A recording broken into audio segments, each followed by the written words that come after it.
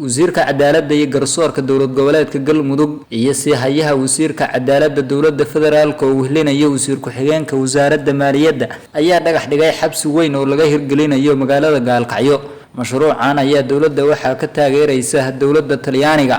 ugu horeyntii munaasabadda dhagax dhigga waxa ka hadlay Ali Xaaji Aadan oo ka socday hay'adda SFF waxa uu sharaxaad ka bixiyay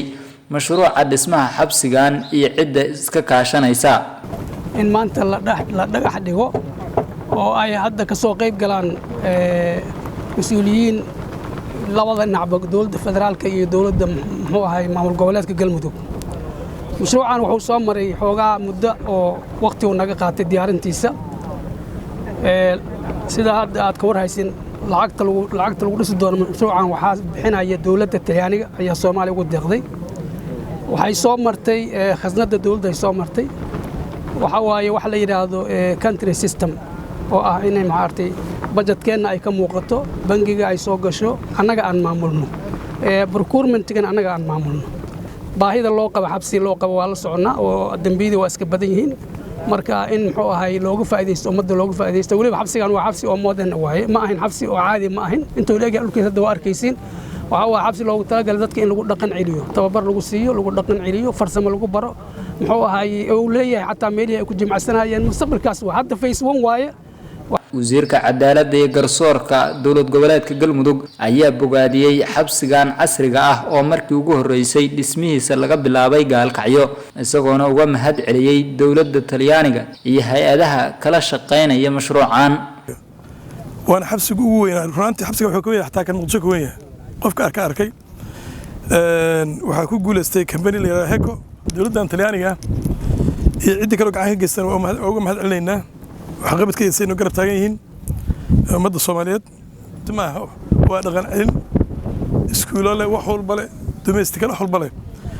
waxaan uga faa'iideysan doonaa rajaynaa bulshada Galmudug inay ka faa'iideyso ma Gaalkacyo kaliya waa Galmudug oo dhan warka badan siihayaha wasiir ku-xigeenka wasaaradda maaliyadda dowladda federaalka Soomaaliya Professor Qaloocow ayaa isna ka waramay doorka wasaaradda maaliyadda ay ku leedahay mashruuca xabsigan. mashruucan wasaaradda maaliyadda waxay ka soo gashaa dhinaca dhaqaalaha laakiin hogaamintiisa iyo la socodkiisa wadadiisa